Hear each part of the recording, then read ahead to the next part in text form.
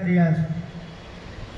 આ પાપોમાંથી મુક્ત થવા માટે તો કે 3 દેવી દેવતાઓ કીધા છે। હરિ ભાગીરથી વિપ્રા ભાગીરથી હરિ ભાગીરથી વિપ્રા સાર મેક જગત રહે છે। આ જગતનો ઉદ્ધાર કરવા માટે થઈ પહેલું હરિ એટલે ભગવાન નારાયણ। તો નારાયણના મુખ્ય અવતારો કેટલા છે તો કે 10। મત્સ્ય કૂર્મ વરાહમ ચ નારસિંહમ ચ વામનમ રામમ રામમ રામમ કૃષ્ણમ બુદ્ધમ કલ્કી નમામ્યહમ। એમાં પહેલો જ અવતાર તમે જોઈ લો કયો છે મત્સ્ય। તમે આમામ કર્યું ને, આ પાણીને શુદ્ધ રાખવાનું કામ કોનું છે તો કે માછલાનું। માછલાને તમે સૂતા કોઈ દિવસ નહીં જુઓ। એટલે પહેલા જ અવતારમાં ભગવાને શીખવાડ્યું કે હંમેશા જાગૃત રહો।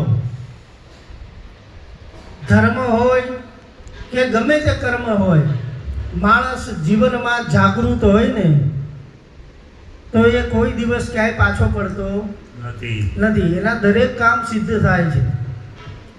તો આ 10 માંથી પણ એક નામ ભગવાનનું હાલતા ચાલતા ઉડતા બેસતા સૂતા પણ જો નામ લેવામાં આવે ને તો આપણે રોજના રોજિંદા પાપોમાંથી મુક્ત થઈએ અને 7 પેઢીઓનો ઉદ્ધાર થાય। બીજા નંબર કીધું કે ભાગીરથી। ભાગીરથી એટલે માં ગંગાજી। જો ગંગાજીમાં નાવાથી આવી રીતે પાપ ધોવાઈ જતા હોય તો યુપીમાં જોઈએ, બરોબર ને? તો એનો મતલબ એવો નથી કે ગંગાજીમાં નાવાથી પાપ નથી ધોવાતા, પણ નીતિ નિયમ અનુસાર જો ગંગાજીમાં સ્નાન કરવામાં આવે ને તો માણસ જીવન મરણના ચક્કરમાંથી મુક્ત થઈ જાય છે। એને જન્મ બીજી વાર લેવો પડતો નથી। શ્લોકની અંદર કીધું છે કે ગંગા દ્વારે કુશાવર્તે બિલ્વકે નીલ પર્વતે સ્નાનત્વા કંખલે તીર્થે પુનર્જન્મ ન વિદ્યતે। બરાબર, એને બીજી વાર જન્મ ધારણ પણ કઈ રીતે તો કે નીતિ નિયમ અનુસાર ત્યાં સ્નાન કરવું જરૂરી છે તો પાપમાંથી મુક્ત થવાય।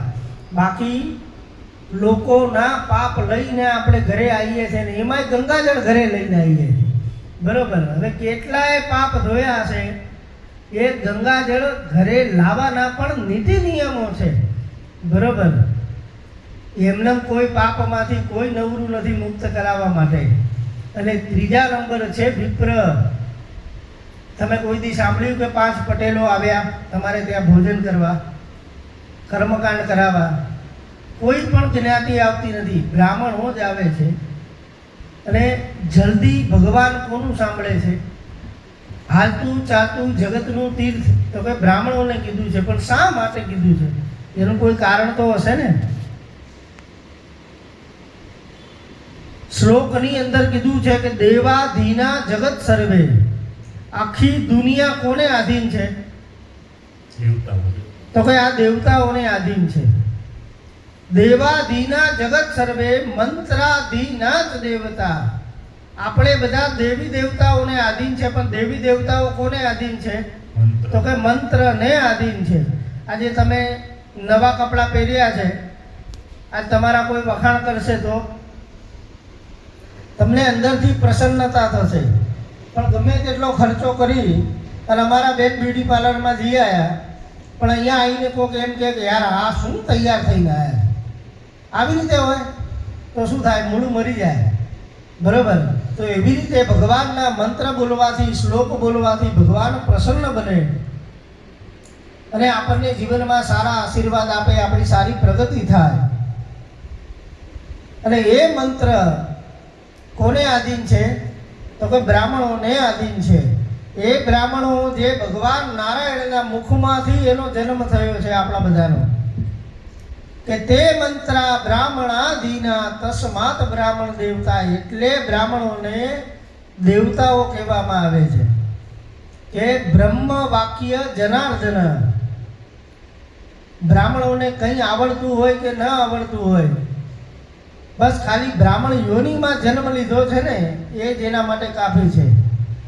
કદાચ ગાયત્રી મંત્ર બોલીને એ આ બધું કર્મ કરાય છે ને તોય ભગવાન એનો સ્વીકાર કરે છે. અને જ્યારે બ્રાહ્મણો ખરા હૃદયથી ભગવાનને બોલાવે ને તો ખરેખર ભગવાન આ મૂર્તિઓની અંદર વાયુ સ્વરૂપે, એટલે કીધું ને કે સોપારીમાં પણ ભગવાન આવીને બિરાજમાન થાય છે. કારણ કે ભગવાન નારાયણના મુખમાંથી જન્મ થવાથી અને વેદ અને મંત્ર ભગવાનના વખાણો ગાવાથી ભગવાનના પ્રિય છે. બરાબર.